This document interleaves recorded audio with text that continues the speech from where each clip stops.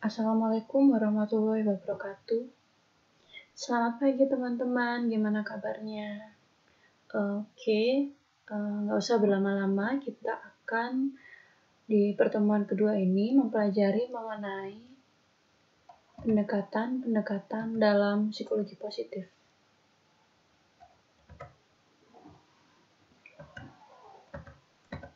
Oke, jadi di pertemuan kedua ini ada beberapa pendekatan. Yang pertama psikoanalisa, lalu behavioristik, eksistensial, humanistik, dan kognitif. Nah, ini nanti kita akan mempelajari teori-teori dan contoh penerapan dalam intervensinya seperti apa. Selanjutnya, kenapa kok urutannya dari psikoanalisa sampai kognitif? Nah, ini akan dijelaskan karena memang urutan munculnya teori itu dari psikoanalisa dulu, behavior, eksistensial, hingga yang paling akhir kognitif. Seperti itu. Nah, di sini kita akan juga mempelajari mengenai penerapan pendekatan tersebut terhadap masalah-masalah kejiwaan yang ada di sekitar kita dan efeknya terhadap psikologi positif, aspek psikologi positif seperti itu. Nanti ada sekitar 7 jurnal yang sesuai dengan pendekatan masing-masing. Misalnya yang pertama psikoanalisa, ada juga behavioristik, eksistensial, humanistik, lalu ada kognitif, ada psikologi positif, dan ada jurnal yang isinya tentang pendekatan campuran, yaitu tentang ada di sini kognitif dan positif pendekatannya. Nah, yang pertama kita akan mempelajari mengenai pendekatan psikoanalisa yang seperti yang kita ketahui di gambar ini adalah Sigmund Freud, yaitu bapak dari psikoanalisa. Nah, definisi dari psikoanalisa adalah psikoanalisa merupakan pendekatan dalam psikologi yang berfokus pada ketidaksadaran individu. Memang fokus utamanya adalah aspek ketidaksadaran. Nah, Sigmund Freud ini merupakan salah satu tokoh yang berpengaruh dalam pendekatan ini. Nah, di gambar diketahui bahwa ini ada gunung es ya. Di bagian atasnya tulisannya conscious mind atau alam sadar, dan di bagian bawah ini unconscious mind yang berarti alam tidak sadar, alam ketidaksadaran. Nah, di gambar ini digambarkan ada gunung es. Seperti yang kita ketahui kalau memang salah satu teori dalam psikoanalisa ini yang mengkaji mengenai fenomena gunung es. Nah, gunung es ini digambarkan terdiri dari ego, superego, dan id. Nah, berikut itu hal-hal yang penting dalam psikoanalisa. Jadi nanti kita akan mempelajari mengenai id, ego, superego, consciousness, dan unconsciousness. Nah, konsep dari psikoanalisa ini, dulu Sigmund Freud pada usia 40 tahun mengalami berbagai penyakit mental. Nah, itu ditandai dengan munculnya rasa nyeri yang dia tuh rasanya kayak mau mati, dan dia mengalami berbagai macam fobia. Selain itu, Freud juga mengalami berbagai macam mimpi, dan dia berusaha untuk memahami, mengeksplorasi apa sih mimpi-mimpi itu, apa sih arti dari mimpi-mimpi itu. Dengan demikian, dia dapat mendapatkan pemahaman atas dinamika perkembangan kepribadian. Nah, hipotesis dalam psikoanalisa ini adalah tingkah laku manusia itu berasal dari motif-motif ketidaksadaran. Sementara kunci utama penanganan masalah dengan psikoanalisa adalah mengenali sumber terjadinya perilaku, baik dorongan yang disadari maupun yang tidak disadari. Nah, menurut Freud, struktur kepribadian manusia itu terdiri dari 3 hal. Seperti yang ada di gambar, fenomena gunung es tadi, ada id yang berfungsi sebagai pemenuhan prinsip kesenangan, ada ego yang berfungsi sebagai kepribadian yang bertugas memerintah, mengendalikan, dan mengontrol jalannya id, superego, dan dunia luar. Nah, ego ini adalah penengah antara insting dan dunia luar. yang fungsinya itu menilai realita hubungannya dengan nilai moralitas, nilai-nilai sosial yang ada di masyarakat. Nah, kalau yang superego, fungsinya adalah merupakan bagian moral dari kepribadian. Ini merupakan filter dari baik, buruk, benar, salah yang dilakukan oleh ego. Karena ego ini kan fungsinya primal ya, untuk memenuhi kebutuhan-kebutuhan dasar, misalnya makanan, minuman, tidur, dorongan-dorongan seksual seperti itu. Nah, ego ini mengontrol dari it dan dorongan ego. Nah, ketiga struktur kepribadian ini mempunyai fungsi, sifat, dan prinsip kerja yang sendiri-sendiri berjalannya. Namun, ketiganya ini berinteraksi secara erat dan tidak dapat dipisahkan. Struktur kepribadian menurut Freud ini memiliki cara kerja yang berbeda-beda. Nah, cara kerjanya, apabila id menguasai energi psikis individu, jadi id ini yang mengambil alih, maka kepribadian individu ini akan bersifat primitif. Dia impulsif, agresif dalam memenuhi dorongan-dorongannya. Misalnya dia orang yang id-nya sangat mengambil alih nih, khususnya di dorongan seksual. Nah, dia tuh tidak memperdulikan ini baik buruknya. Jadi dia memenuhi kebutuhan seksualnya tanpa melihat bahwa yang sebenarnya dilakukan itu kurang tepat atau tidak sesuai dengan norma-norma. Oke.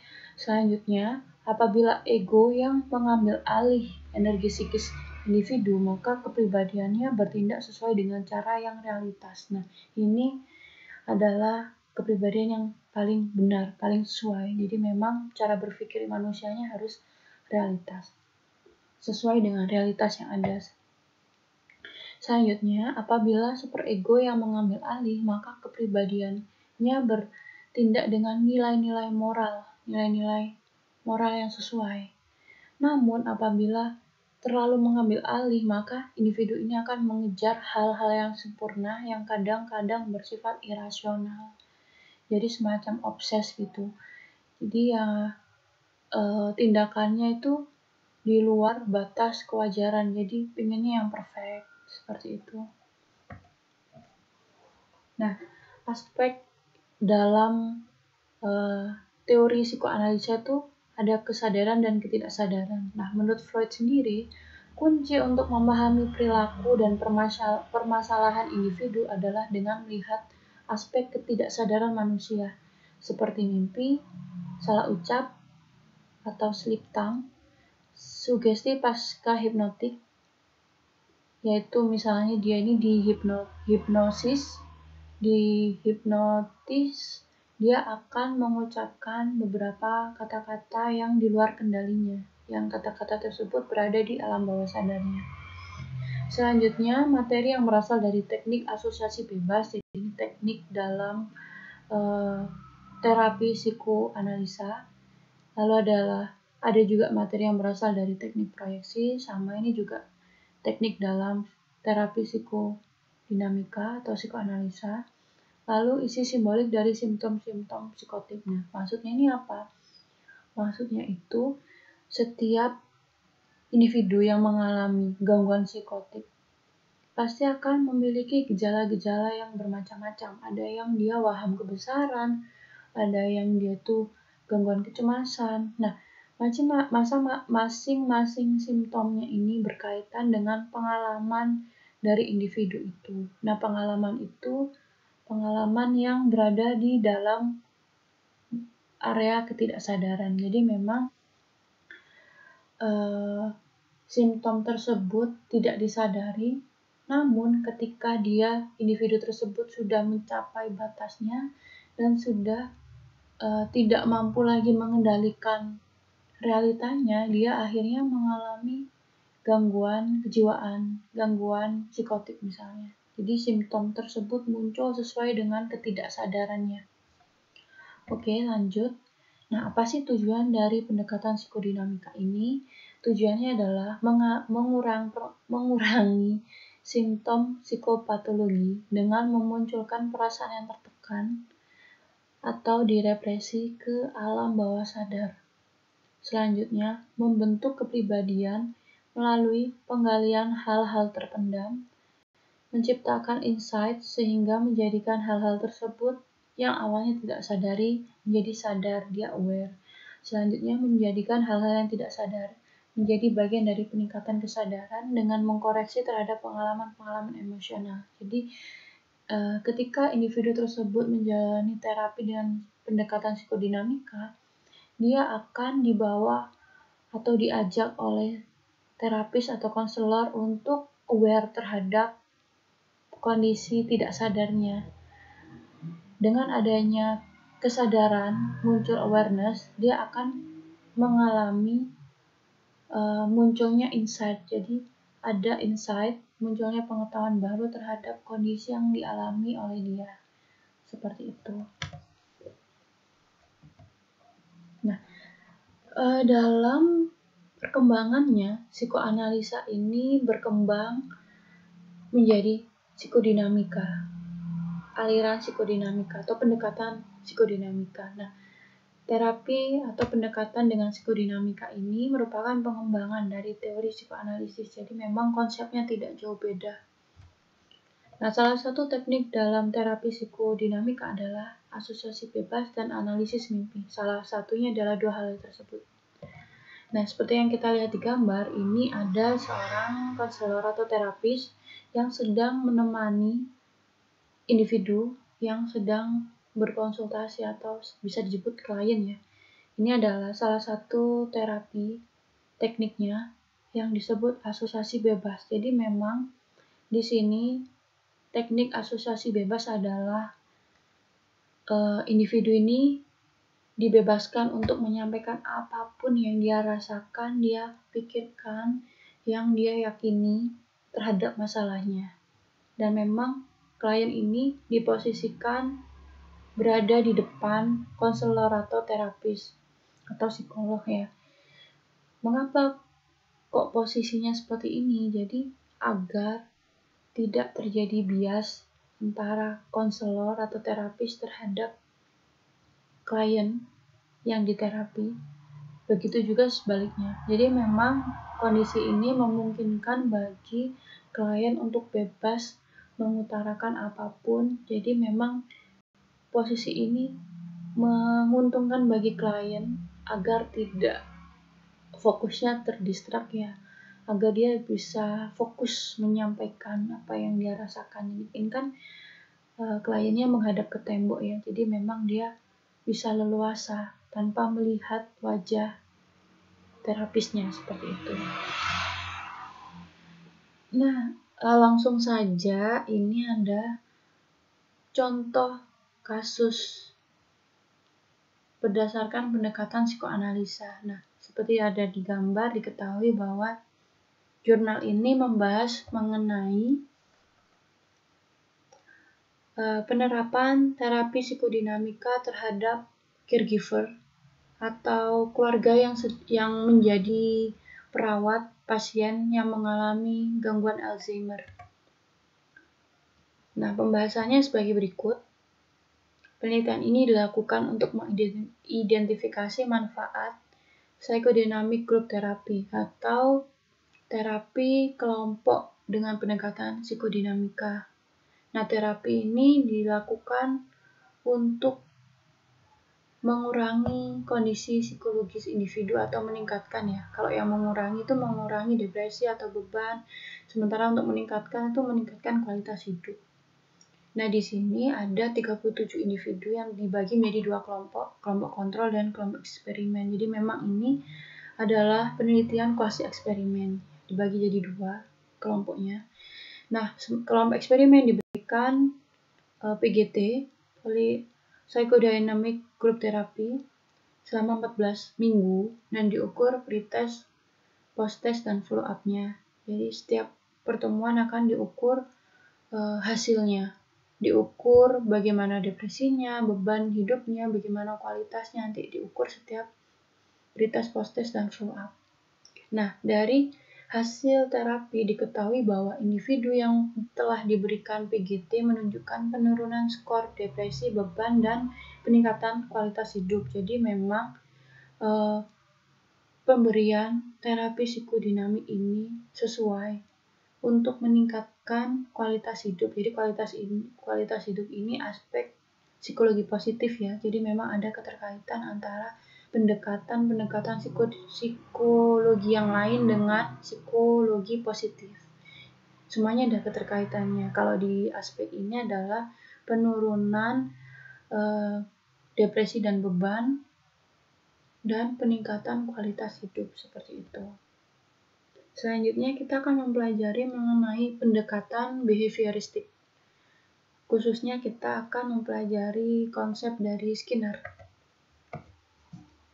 Nah, menurut Chaplin tahun 2002, pendekatan behavioristik merupakan salah satu pendekatan dalam psikologi yang menekankan bahwa persoalan psikologi berasal dari tingkah laku tanpa dihubungkan dengan konsepsi mengenai kesadaran dan mentalitas. Jadi memang fokusnya terhadap tingkah laku manusia, tidak pada kesadaran atau kondisi psikologisnya.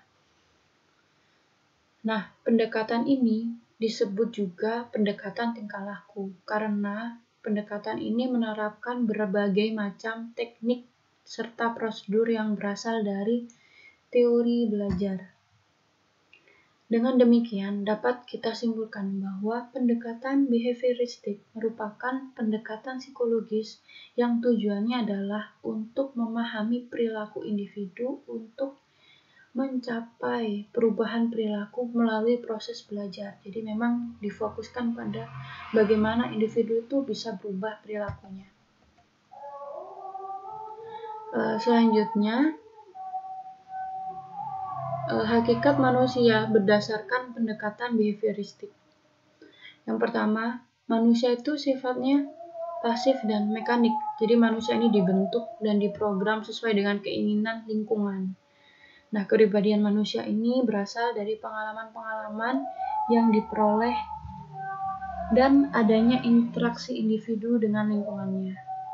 Kepribadian ini adalah hasil dari pengalaman seseorang akibat dari proses belajar. Ciri-ciri dalam pendekatan behavioristik ini adalah adanya pemusatan perhatian kepada tingkah laku yang tampak dan spesifik. Misalnya tingkah laku yang dapat diamati, misalnya dia itu membuang sampah atau dia mengamati proses belajar, atau dia fokus, atau dia mengerjakan tugas, seperti itu. Kemudian adanya kecermatan dan penguraian tujuan-tujuan treatment, lalu perumusan prosedur treatment yang spesifik sesuai dengan masalah, lalu penafsiran objek atau hasil terapi. Adapun teknik terapi dengan pendekatan behavioristik ini ada berbagai macam. Kita akan di sini dijelaskan ada desensitisasi sistematik, ada flooding terapi, ada latihan asertif, ada pengkondisian. Nah, kalau yang desensitisasi ini dan flooding terapi ini biasanya sering dipakai untuk mengatasi fobia atau gangguan kecemasan. Kalau yang latihan asertif ini untuk peningkatan social skill. Sementara kalau pengkondisian ini adalah untuk biasanya dilakukan di lingkungan pendidikan atau juga ada yang klinis juga. Nah, menurut Corey tahun 2009, pengkondisian adalah proses belajar dengan mengendalikan semua proses yang muncul sesuai konsekuensi. Nah, individu ini akan mengulang respon-respon yang telah diberikan penguatan berkali-kali.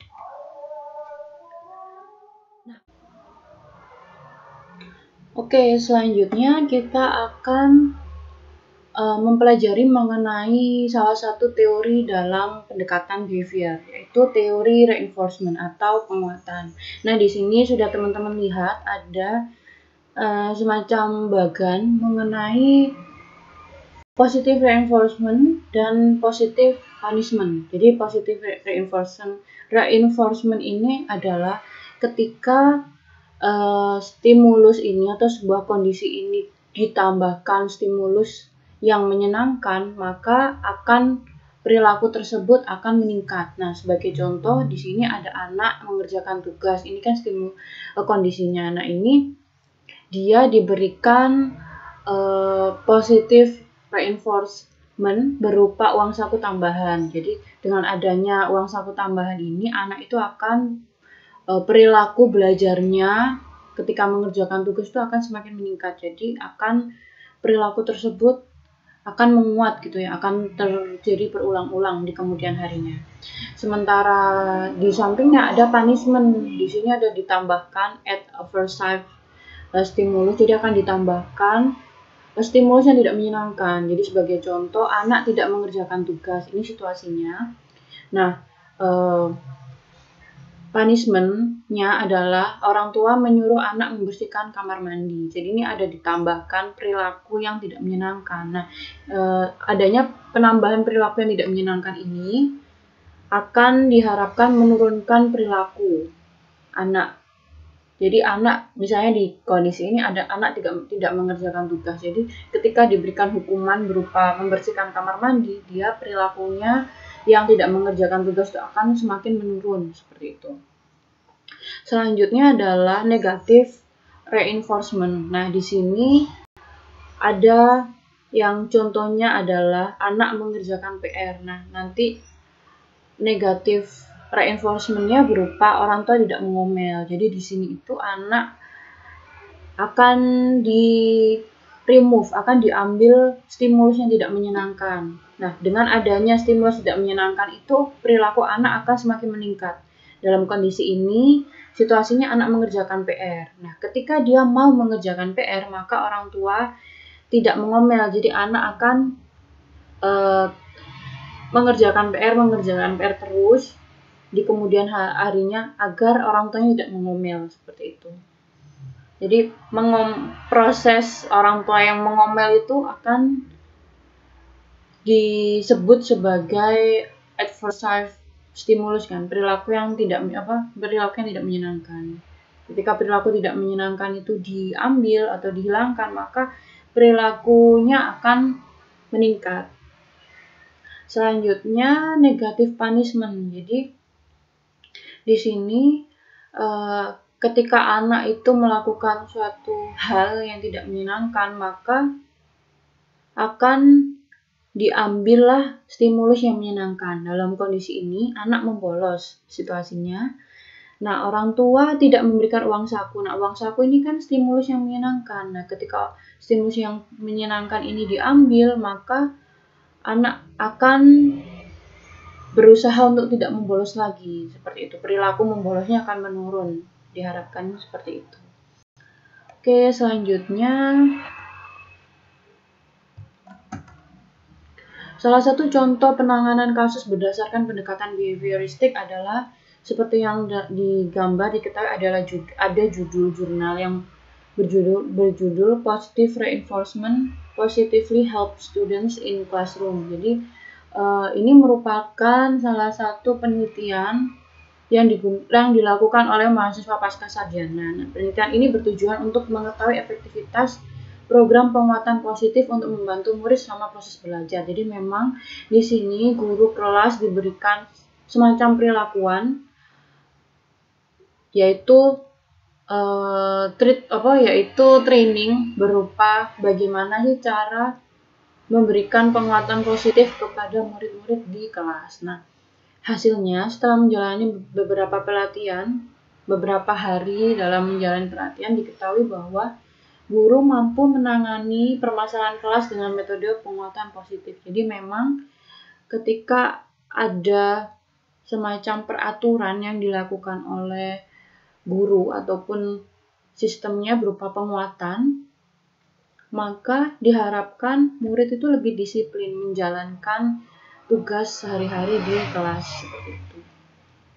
Selanjutnya kita akan mempelajari mengenai pendekatan eksistensial. Nah, di sini secara lebih lanjut kita akan belajar dari sudut pandang Viktor E. Frankl.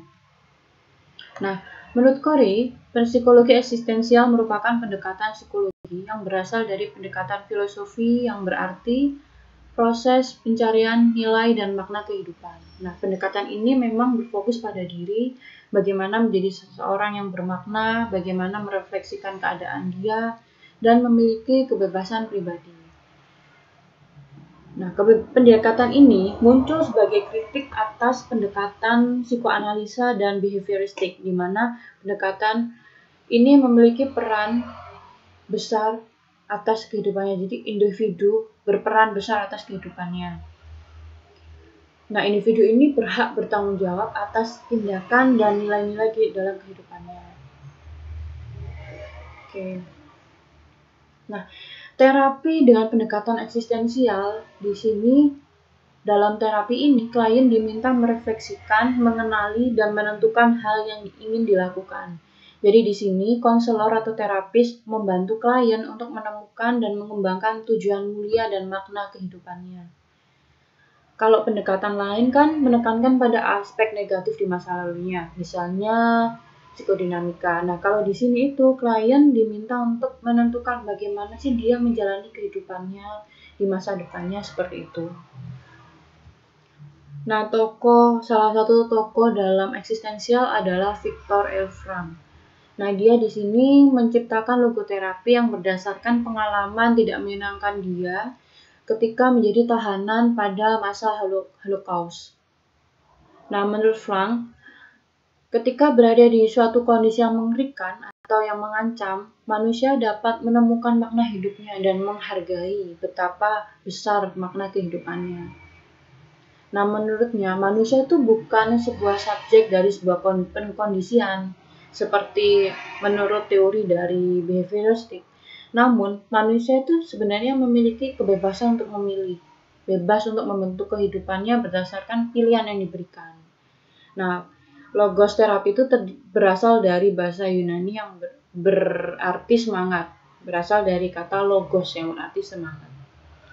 Nah, tujuan dari terapi ini adalah membantu klien untuk mencari arti kehidupannya. Adapun asas dari logoterapi adalah yang pertama, hidup itu memiliki makna dalam setiap situasi. Nah, makna di sini tuh orang dapat merasakan pentingnya bagi orang dan layak dijadikan tujuan kehidupan. Jadi, orang tersebut itu dapat mengambil makna dari hidupnya. Dia sebenarnya tuh pengen menjadi apa. Nah, itu dijadikan landasan untuk hidup.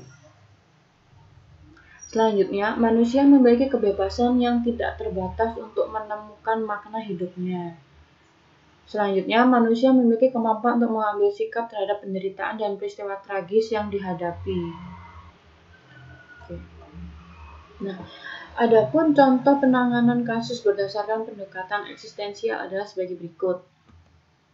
Nah, penelitian ini berjudul Penerapan Konseling Individu dengan Teknik Logoterapi untuk menurunkan self-defeating pada siswa SMA. Penelitian ini bertujuan untuk mengetahui efektivitas konseling dengan teknik logoterapi terhadap perilaku mengalahkan diri yang dilakukan oleh siswa remaja SMA. Nah, desain penelitian ini menggunakan one group post-test and pre-test dengan dilakukan melalui wawancara. Nah, konseling di sini dilakukan untuk menggali makna kehidupan dan simbol-simbol spiritual dengan tujuan agar siswa ini lebih memaknai hidupnya, mengembangkan hidupnya menjadi lebih baik. Hasil dari terapi ini adalah teknik logoterapi ternyata mampu menurunkan skor perilaku mengalahkan diri, dan terapi ini efektif membantu individu dalam menemukan makna hidupnya. Selanjutnya kita akan mempelajari mengenai pendekatan humanistik. Pendekatan humanistik adalah salah satu pendekatan dalam psikologi yang menekankan pada kehendak bebas, pertumbuhan pribadi, kebahagiaan, dan kemampuan untuk pulih kembali setelah mengalami ketidakbahagiaan. Nah, tujuan humanistik adalah membantu individu mengekspresikan diri serta merealisasikan potensi secara utuh. Adapun konsep dasar dari pendekatan psikologi humanistik adalah yang pertama, manusia merupakan makhluk hidup yang dapat menentukan sendiri apa yang sebenarnya ia inginkan, ia kerjakan, dan yang tidak ingin ia kerjakan. Selanjutnya, manusia bebas menjadi apa yang diinginkan. Lalu setiap orang bertanggung jawab atas segala tindakannya. Nah, berikut merupakan beberapa terapi dalam pendekatan humanistik. Nah, sejak tahun 1951, Carl Rogers itu menciptakan terapi yang berjudul Person-Centered Therapy atau Client-Centered Therapy. Memang terapi ini berfokus pada bagaimana individu itu mengembangkan dirinya. Jadi memang klien di sini tidak dijudge atau tidak diberikan judgement dari konselor. Konselor membebaskan klien untuk menjadi apa yang dia inginkan, apa yang dia ucapkan ketika melakukan terapi. Dan di sini konselor atau klien atau konselor atau terapis atau psikolog wajib untuk memberikan empati atas segala proses yang dialami oleh klien, seperti itu. Selanjutnya ada terapi yang bernama empty chair therapy. Nah, di sini tuh terapi ini berasal dari teori psikologi Gestalt yang dikembangkan oleh Fritz. Nah, di sini empty chair therapy adalah terapi kursi kosong yang dilakukan individu untuk memproyeksikan apa yang dia inginkan terhadap kursi kosong tersebut. Tujuan dari terapi dengan pendekatan humanistik adalah agar klien mampu memahami serta menerima diri, lingkungan dengan baik. Lalu ia dapat mengambil keputusan yang tepat, mengarahkan dirinya, dan mewujudkan dirinya atau mengaktualisasikan dirinya lebih baik. Nah, teknik-teknik yang digunakan dalam client-centered therapy ada yang acceptance, respect, understanding, reassurance, encourage, limited questioning, dan reflection. Tahapan-tahapannya seperti itu. Nah, selanjutnya seperti yang sebelumnya dibahas ada terapi Gestalt. Nah, terapi Gestalt ini merupakan terapi dengan pendekatan humanistik yang menekankan pada pengalaman manusia bertanggung jawab serta memiliki kesadaran atas kebutuhan psikologis dan fisiologisnya. Terapi ini berfokus pada penyelesaian unfinished business. Jadi memang tujuan utama adalah menyelesaikan unfinished business atau permasalahan yang masih mengganjal, yang menjadi konflik internal antar individu, antar peran dalam individu tersebut. Nah, teknik kursi kosong ini, dalam teknik kursi kosong ini, klien diminta untuk memerankan dirinya sendiri dan orang lain atau beberapa aspek kepribadiannya. Nah, teknik ini digunakan untuk memperkuat apa yang ada di pinggir kepribadian, mengeksplorasi polaritas, proyeksi, introyeksi dalam diri klien. Polaritas di sini itu maksudnya aspek dalam hidupnya yang seperti polar, yang saling berlawanan antar satu hal, seperti itu. Sementara proyeksi dan introyeksi dalam diri klien itu adalah aspek-aspek dalam diri klien yang tidak tergali dengan baik, yang mengakibatkan konflik dalam diri, yang nantinya akan diproyeksikan kepada kursi kosong yang ada di depannya. Oke. Nah, pada terapi ini klien diminta untuk menyampaikan apa yang ingin disampaikan pada kursi yang di depannya. Kursi ini diletakkan di depan si klien. Nah, konselor atau terapis memperbolehkan klien menyampaikan apa saja yang sebenarnya ia sampaikan, yang ingin ia sampaikan pada kursi kosong yang ada di depannya. Nah, dalam teknik kursi kosong ini menggunakan eksplorasi konflik antara top dog dan underdog. Apa sih sebenarnya top dog dan underdog itu? Top dog dan underdog merupakan kiasan dari konflik-konflik internal dalam diri klien. Top dog diartikan sebagai kekuatan yang mengharuskan, menuntut, dan mengancam. Jadi semacam kondisi diri yang diinginkan si klien. Saya itu sebenarnya ingin menjadi ini, saya berkeinginan memiliki ini, seperti itu. Sementara underdog adalah keadaan defensif, membela diri, tidak berdaya, dan ingin dimaklumi. Nah, underdog ini si kursi kosong tadi yang tidak dapat membela diri, jadi dia posisinya hanya mempertahankan kondisinya seperti itu. Nah, framework humanistik frameworknya itu ada sebagai berikut. Framework itu gambaran sebuah permasalahan ya. Nah di sini gambaran permasalahan menurut pendekatan humanistik. Nah, di atas ini ada real self atau kondisi dia sekarang. Nah, di sebelah sini ada ideal self. Nah, ideal self ini sama seperti top dog atau dirinya yang diinginkan seperti itu. Sementara ini kondisi yang saat ini. Nah, sebagai contoh di sini saya seharusnya tidak gampang menyerah atau tidak gampang sedih. Padahal sebenarnya dia itu gampang, orangnya istilahnya baperan ya di sini. I'm emotionally hurt. Terus others shouldn't make me angry. Jadi orang lain itu tidak seharusnya membuat aku menjadi marah. Keinginannya ideal self-nya seperti itu. Padahal sebenarnya dia juga orangnya takut baperan. Nah, selanjutnya adalah saya seharusnya mampu mengendalikan situasi, tapi keadaan kondisi sebenarnya dia tuh marah, dia tidak mampu mengendalikan dirinya, dia malu dengan perilakunya seperti itu. Oke, selanjutnya ini ada berbagai macam jenis ya. Ini ada individu yang cemas seperti ini gambarannya, sementara ini individu yang depresi seperti ini. Nah, ini ada gambaran, contoh gambaran di sini.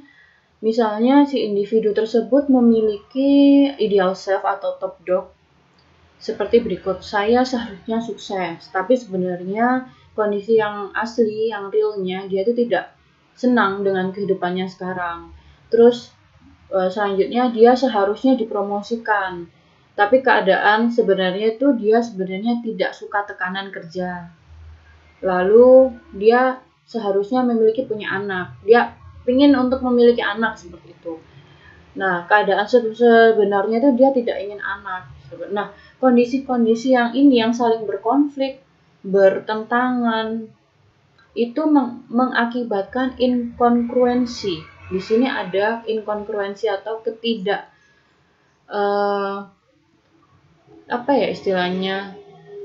ketidakselarasan antara ideal self dan real self. Ada ketidakselarasan di dirinya ini. Jadi memunculkan konflik batin, konflik antar diri. Nah, ini muncul inkongruensi. Nah, munculnya inkongruensi ini adalah sumber dari permasalahan-permasalahan individu. Misalnya dia depresi, dia cemas, dia tertekan, karena disebabkan oleh konflik internal antara ideal self dan real self ini. Oke. Nah, seperti yang ada di gambar, ini merupakan empty chair therapy. Nah, di sini klien diminta untuk menyampaikan unek-uneknya, apa yang dia kesalkan. Misalnya ini dia nih, ini namanya misalnya Bunga. Bunga ini adalah individu yang memiliki berbagai macam impian dalam hidupnya, tapi di nyatanya dia memiliki banyak kendala. Jadi Bunga ini menyampaikan pada ideal self-nya di sini. Jadi yang diajak ngomong ini ideal self-nya. Jadi bunga yang optimis, yang punya mimpi itu diajak ngomong. Jadi sebenarnya apa yang dia inginkan, kondisi dia sekarang ini, apa yang dia harapkan, seperti itu. Nanti ketika sudah berada di sini ideal self, dia akan menjadi ideal self berbicara kepada underdognya, berbicara pada kondisi dia yang sekarang, real self-nya, bahwa sebenarnya dia apapun itu dia dapat menyampaikan sesuai dengan apa yang dia pikirkan. Jadi Bunga di sini mengambil dua peran seperti itu, menjadi dirinya sendiri dan menjadi ideal self-nya. Dua peran itu diajak berkomunikasi untuk mencapai solusi atas permasalahannya seperti itu. Nah, salah satu contoh penanganan kasus dengan pendekatan humanistik dapat dilihat pada jurnal berikut. Nah, ini merupakan penelitian yang berfokus pada permasalahan pasangan suami istri, di mana salah satu pasangan suami istrinya itu berselingkuh. Nah, ini penelitian dilakukan di Jepang. Nah, jurnal ini membahas mengenai studi kasus, jadi case study, mengenai kegunaan teknik MTC terapi untuk mengatasi permasalahan suami istri. Nah, tujuan dalam terapi ini adalah mengatasi permasalahan di mana suami itu selingkuh dan istri melakukan kekerasan fisik. Nah, sebagai gambaran, suami ini merupakan pecandu alkohol dan memiliki gangguan bipolar. Sementara istrinya melakukan KDRT kepada sang suami. Nah, berdasarkan proses terapi yang tidak sedikit dan memakan waktu yang lama hingga tahunan, maka ditemukan hasil bahwa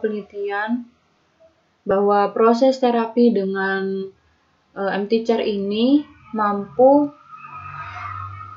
mengatasi permasalahan keluarga, permasalahan suami istri tadi. Nah, setelah follow up 3 tahun diketahui bahwa sang suami itu tidak KDRT lagi. Maaf, kalau sang suami tidak selingkuh lagi, sementara sang istri tidak melakukan KDRT lagi. Jadi, setelah proses tadi memunculkan suatu hubungan suami istri yang lebih baik. Jadi, kualitas hubungan suami istrinya menjadi lebih baik. Nah, di sini aspek psikologi positifnya akan muncul. Seperti itu. Selanjutnya ada pendekatan kognitif dari Ehrenberg. Nah, pendekatan kognitif merupakan salah satu pendekatan dalam psikologi yang berfokus pada aspek kognisi atau proses berpikir individu. Nah, seperti yang kita ketahui bahwa penelitian mengenai kognitif umum dilakukan di bidang pendidikan. Namun, aspek kognitif juga berperan penting terhadap masalah klinis atau masalah psikologi individu. Nah, berbagai penelitian menyatakan bahwa gangguan kejiwaan itu awalnya berasal dari proses kognitif individu, seperti gangguan depresi atau kecemasan. Nah, itu kondisi tersebut dapat muncul melalui proses kognitif individu atau dapat dipahami lebih lanjut melalui cognitive behavior framework atau landasan masalah berdasarkan kognitif perilaku. Nah, frameworknya itu ada sebagai berikut. Nah, di sini itu ada situasinya yang muncul apa stimulusnya. Nanti di individu tersebut akan memiliki pemikiran tersebut akan memicu perilaku, lalu muncul juga gejala-gejala fisik, lalu akan memunculkan perasaan, dan nanti perasaan tersebut akan mempengaruhi perilaku. Jadi ini siklusnya saling berkaitan ya. Sebagai contoh seperti ini. Nah, ini contoh di kehidupan nyata ya. Jadi situasinya itu seorang murid, sebut saja Bunga. Bunga itu diminta presentasi di depan kelas. Situasinya seperti itu. Nah, karena Bunga ini memiliki kecemasan berada di depan umum, Bunga ini memiliki pemikiran bahwa ketika dia mulai mempresentasikan di depan umum, dia itu akan ditertawakan oleh teman-teman di depan kelasnya. Nah, kondisi ini akan mengakibatkan Bunga memunculkan perasaan cemas, takut, seperti itu. Nah, ketika perasaan ini muncul, maka Bunga akan memunculkan gejala-gejala fisik atau fisiologisnya, seperti berkeringat dingin dan jantung berdetak dengan kencang. Nah, setelah muncullah gejala fisik ini, akhirnya perilaku yang ditampilkan adalah Bunga berbicara dengan terbata-bata. Seperti itu. Setelah itu, ketika berbicara terbata-bata, maka akhirnya pemikiran tersebut semakin diperkuat. Oh iya, ternyata memang benar. Aku ditertawakan di depan kelas karena aku berbicara terbata-bata. Nah, cycle-nya tuh seperti itu ya urutannya.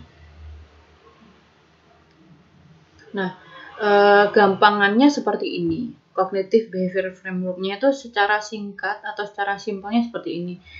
pikiran, apa yang kita pikirkan itu akan mempengaruhi apa yang perilaku yang kita tunjukkan dan apa yang kita rasakan. Jadi pemikiran ini mempengaruhi perilaku kita serta mempengaruhi perasaan kita, seperti itu. Nah, contohnya seperti ini. Seorang siswa nih, sebut saja Anggrek. Anggrek itu tergolong mahasiswa yang sulit memahami jurnal bahasa Inggris. Nah, Anggrek ini merasa cemas ketika diminta untuk mereview sebuah jurnal atau sebuah buku ya yang berbahasa Inggris. Nah, dia cemas, dia takut kalau dia salah, dia tidak mampu memahami konsep dari jurnal tersebut. Maka perilaku yang ditampilkan itu dia melakukan prokrastinasi. Dia menunda mengerjakan tugas, lalu memunculkan pemikiran lagi, oh iya ternyata memang benar, mengerjakan tugas itu susah, seperti itu. Jadi konsepnya berasal dari pemikiran dulu, mempengaruhi perasaan dan perilaku kita, dan alur dari framework tersebut tuh berputar terus kalau tidak segera diselesaikan atau diatasi. Nah, salah satu teknik dalam pendekatan kognitif itu banyak ya. Yang paling terkenal memang Cognitive Behavior Therapy, selanjutnya ada SFBT, Solution Focused Brief Therapy, ada GCBT atau Gratitude Cognitive Behavior Therapy. Nah, terapi ini berfokus pada mengubah pemikiran negatif dengan konsep psikologi positif, yaitu kebersyukuran. Nah, teman-teman kalau memang tertarik bisa mencari Cognitive Behavior Therapy ini, banyak dilakukan jurnal internasional maupun jurnal nasional sudah banyak dilakukan mengenai Gratitude Cognitive Behavior Therapy. Salah satunya dilakukan oleh rekan saya, tesisnya menggunakan Gratitude Cognitive Behavior Therapy.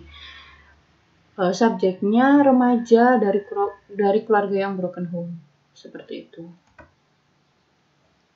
Nah, penelitian lain yang menguji tentang keterkaitan CBT dengan psikologi positif adalah, ini judul jurnalnya ya, CBT Effect on Gratitude in Major Depression and Chronic Mental Illness, seperti itu. Nah, CBT merupakan salah satu psikoterapi yang bertujuan untuk membantu individu mengatasi permasalahan psikologisnya. Nah, permasalahan ini berasal dari kesalahan berpikir, distorsi kognitif, dan perilaku maladaptif. Nah, seperti yang kita pelajari sebelumnya, ini ada kesalahan berpikir ya. Pemikiran ini dari pemikiran ini. Saya akan ditertawakan di depan kelas ini merupakan distortion kognitif. Nah, ketika ini ada pemikiran yang salah ini, maka akan mengakibatkan perilaku yang maladaptif, perilaku yang salah, seperti itu. Seperti ini juga. Nah, ini pemikiran yang negatif, maka akan mengakibatkan perilaku dan perasaannya juga munculnya kurang baik. Nah, ini digambar ada cognitive distortion, jadi ada distorsi kognitif, gangguan proses berpikir yang mengakibatkan berbagai macam permasalahan. Nah, sebaiknya seperti apa? Sebaiknya memang dilakukan terapi dengan pendekatan CBT, Cognitive Behavior Therapy. Nah, di sini konselor atau psikolog akan melakukan salah satu teknik dalam CBT yang namanya Cognitive Restructuring. Nah, di sini klien akan diminta untuk merekonstruksi pemikiran-pemikirannya, mengidentifikasi pemikiran yang negatif, membuktikan apakah pemikiran tersebut benar atau salah, dan apakah pemikiran tersebut yang negatif dapat dipatahkan, seperti itu. Nah, setelah menjalani proses terapi, maka yang dihasilkan adalah positive income seperti bahagia, terus kehidupannya jauh lebih baik, kualitas hidupnya meningkat, seperti itu. Nah, di gambar ini ada berbagai jenis cognitive distortion, maaf ya, berbata-bata. Jadi di sini ada berbagai macam, ada filtering, ada catastrophing, ada overgeneration. Nah, ini bisa dibaca sendiri atau konsep ini dapat dicari di internet, banyak sekali. Nah, teknik dalam CBT itu juga beragam.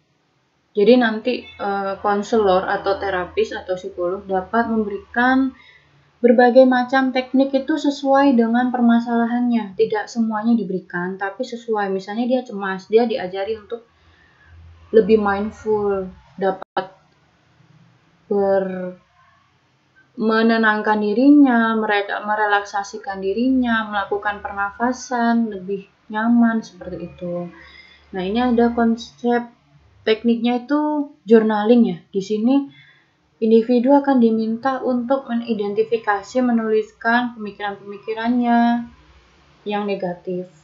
Lalu dia akan diminta untuk menuliskan apakah pemikiran tersebut terbukti atau enggak. Jadi banyak semacam uji coba ya, karena namanya cognitive behavior therapy. Dari proses kognitif yang salah ini akan diubah melalui berbagai pendekatan. Dengan teknik behavior juga ada, makanya dinamakan cognitive behavior. Jadi ada penerapan konsep-konsep keperilakuan dalam terapi ini, seperti itu. Nah, ketika selesai maka akan menghasilkan positive income seperti yang sudah saya jelaskan sebelumnya. Kepuasan hidupnya lebih meningkat, psychological well-being-nya juga lebih baik, kualitas hidupnya baik, semakin meningkat, ada muncul optimisme, harapan, dan kalau ada masalah keluarga akan muncul ketika sudah diselesaikan ya, kepuasan pernikahannya akan meningkat seperti itu. Nah, ini salah satu contoh penanganan kasus berdasarkan pendekatan kognitif. Nah, dapat dilihat sendiri, ini adalah penelitian CBT untuk meningkatkan kualitas hidup dan kecemasan pada pasien dengan generalized anxiety disorder, gangguan kecemasan menyeluruh. Nah, penelitian ini menggunakan 30 pasien dengan kondisi yang mengalami gangguan kecemasan menyeluruh. Nah, ini dibagi menjadi 2 kelompok. Kelompok kontrol dan kelompok perilaku. Nah, kelompok eksperimen ini ya, ini salah, ini bukan kontrol tapi eksperimen. Kelompok eksperimen diberikan CBT dan kuesioner diberikannya itu pada pretest, post-test, dan follow-up. Kuesionernya berfungsi untuk mengukur kualitas hidup dan kekhawatiran. Karena kekhawatiran itu kan salah satu simptom dari GAD. Nah, hasil dari penelitian ini adalah setelah diberikan treatment pada kelompok eksperimen, diketahui bahwa skor kualitas hidup pada kelompok eksperimen lebih tinggi dari kelompok kontrol. Kelompok kontrol diberikan perlakuan yang lain, bukan CBT. Dan skor kekhawatirannya lebih rendah daripada kelompok kontrol. Nah, teknik yang diberikan dalam terapi ini adalah relaksasi, terus sistematik desensitisasi, cognitive restructuring, interpersonal skilling, problem solving, seperti itu. Nah, teknik-teknik ini mampu membantu pasien yang mengalami GAD mengatasi permasalahannya setiap hari. Nah, sebelumnya sudah saya jelaskan jurnal yang berkaitan dengan pendekatan psikologi. Nah, ini jurnal ke-6 ini berdasarkan pendekatan psikologi positif ya. Nah, di jurnal ini berjudul Effectiveness of Positive Psychology Group Intervention of Meaning of Life and Life Satisfaction Among Older Adults. Nah, di sini penelitian ini bertujuan untuk menguji efektivitas intervensi kelompok berbasis psikologi positif untuk meningkatkan makna hidup dan kepuasan hidup pada individu usia dewasa akhir. Desain dari penelitian ini menggunakan penelitian kuasi eksperimen dengan pemberian pretest dan post-test untuk mengukur arti hidup atau makna hidup serta kepuasan hidupnya. Nah, intervensi ini dilakukan selama 10 sesi, masing-masing sesi dilakukan selama 1 minggu sekali selama 90 menit. Nah, hasil dari terapi berbasis psikologi positif ini adalah terapi ini mampu meningkatkan komponen kesejahteraan individu seperti peningkatan kepuasan hidup dan makna kehidupan atau arti kehidupan. Seperti itu. Selanjutnya ada contoh penanganan kasus berdasarkan pendekatan campuran. Nah, sebelumnya itu kan ada pendekatan secara mainstream ya, dari psikoanalisa hingga kognitif, terus ada pendekatan berdasarkan psikologi positif. Nah, di sini seperti yang kita ketahui bahwa kalau teman-teman baca di berbagai macam jurnal, terapi itu tidak hanya menggunakan satu pendekatan, tapi ada pendekatan yang digabung atau pendekatan campuran. Nah, kalau di jurnal ini menggunakan pendekatan CBT dan pendekatan positif, psikologi positif. Judulnya Intervention for Youth Depression from Symptom Reduction to Well-being and Optimal Functioning. Jadi di sini tujuan penelitian ini adalah mengetahui apa sih terapi yang sesuai untuk penanganan masalah depresi pada remaja. Jadi memang dibandingkan antara terapi 1 dan terapi yang kedua, terapi A dan terapi B. Nah, di sini menggunakan psikologi positif. Tujuannya itu meningkatkan kesejahteraan, well-being, dan fungsi optimal, keberfungsian setiap harinya seperti apa. Sementara CBT digunakan untuk menurunkan simptom depresi pada remaja. Nah, hasilnya pendekatan psikologi positif ini mampu meningkatkan kesejahteraan remaja mengalami depresi dibandingkan dengan penurunan simptom depresinya yang menggunakan CBT ya, teknik CBT. Jadi memang psikologi positif mampu meningkatkan aspek positif dalam hidup remaja. Nah, aspek positif itu berasal dari terapi-terapi yang dilakukan dengan cara pencarian makna hidup seperti itu atau kebahagiaan seperti itu. Nah, berdasarkan jurnal ini diambil kesimpulan atau saran bahwa peneliti ini memiliki ide untuk menciptakan intervensi baru yang bernama Optimal Functioning Therapy for Adolescents. Jadi, terapi ini berfungsi untuk meningkatkan optimalisasi diri klien. Jadi, klien itu setiap hari itu lebih produktif, hidupnya lebih bermakna, seperti itu. Nah, sekian, terima kasih. Nah, ada yang ditanyakan? Kalau ingin berdiskusi lebih lanjut, bisa menuliskan di Google Form. Nanti akan saya berikan linknya. Linknya itu ada di Google Classroom. Di folder pertemuan kedua ada form pertanyaan. Jadi nanti teman-teman mengisi di situ ya. Untuk jawabannya akan saya berikan melalui PDF. Jadi nanti saya ketik jawabannya, atau nanti akan saya jawab secara voice note seperti itu.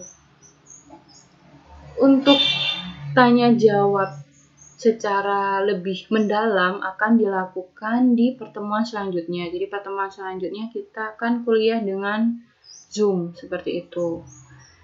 Kalau pertemuan hari ini adalah untuk memahami konsep dari berbagai macam pendekatan dan penerapan dalam terapi, seperti itu. Untuk proses tanya jawabnya melalui Google Form dan akan saya jawab melalui PDF. Nanti saya ketikkan jawabannya. Kalau memang memungkinkan akan saya berikan jawaban melalui voice note satu persatu seperti itu. Lalu ketentuan tugasnya seperti ini.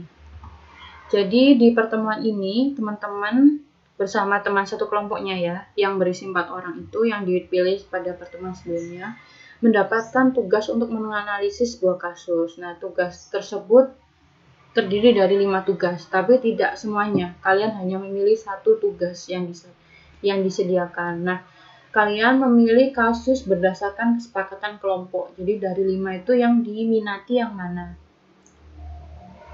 Adapun ketentuannya sebagai berikut. Jadi teman-teman memilih satu kasus, lalu kalian jelaskan alasan memilih memilih pendekatan tersebut disertai dengan teori dalam pendekatan yang dimaksud. Jadi kalau memang tidak ada penjelasan mengenai teori, misalnya saya menjelaskan mengenai behavior, teori yang kasus yang kalian ambil itu pendekatan behavioristik, tapi di materi saya tidak menjelaskan secara rinci. Nah, tugas kalian adalah mencari teori-teori yang sesuai, yang mampu menjelaskan munculnya kasus tersebut. Atau teori yang mampu melatar belakangi penyelesaian dari kasus tersebut, seperti itu. Kalau tidak ada, bisa dicari di jurnal-jurnal maupun di artikel-artikel ilmiah di internet. Oke, selanjutnya kalian diminta untuk menjelaskan aspek psikologi yang khususnya psikologi positif yang terdampak dalam kasus tersebut. Jadi psikologi positif itu kan berbagai macam ya, atau kalau memang tidak menemukan, kalian bisa menuliskannya dengan aspek psikologi positif yang dihasilkan atau yang disebabkan karena kondisi tersebut, misalnya depresi, cemas, seperti itu aspek negatif ya. Kalau aspek yang positif misalnya dia kesejahteraan hidupnya menurun, dia kualitas hidupnya menurun, terus harapan hidupnya menurun, seperti itu. Kemudian nomor yang ketiga, ketentuannya, jelaskan terapi apa yang sesuai untuk mengatasi masalah dalam kasus tersebut. Nah, sebelumnya kan sudah saya jelaskan berbagai macam terapi sesuai dengan pendekatan masing-masing ya. Ada yang psikoanalisa, itu ada terapi psikodinamika dengan teknik asosiasi bebas, ada yang analisis mimpi, lalu kalau yang behavior ada berbagai macam. Terus yang humanistik ada logoterapi, lalu yang maksud saya eksistensial ada logoterapi. Selanjutnya pendekatan humanistik ada kursi kosong, ada client center terapi. Lalu yang selanjutnya ada yang kognitif, ada CBT, GCBT, macam-macam. Kalian bisa memilih apa terapi yang sesuai dan jelaskan alasan Anda memilih terapi tersebut. Selanjutnya kita berandai-andai nih, misalnya klien tersebut diberikan terapi sesuai dengan anjuran kalian, misalnya diberikan terapi A. Nah, setelah diberikan terapi A, jelaskan apa yang terjadi setelah menjalani terapi tersebut, bagaimana perubahan klien tersebut setelah menjalani proses terapi, ditinjau dari segi psikologi positif ya. Untuk file kasusnya berada di Google Classroom di folder pertemuan kedua. Oke, ini ada tambahan. Jadi, kalau kalian penasaran bagaimana cara pelaksanaan terapi psikologi itu, bisa mengklik di link-link di YouTube ini yang sudah saya berikan linknya. Jadi, kalian bisa melihat bagaimana sih si psikolog itu melakukan berbagai macam terapi, tekniknya seperti apa, seperti itu. Terima kasih. Ada yang ditanyakan? Kalau ada yang ditanyakan, kita bisa lanjut di forum WA. Selamat belajar. Assalamualaikum warahmatullahi wabarakatuh.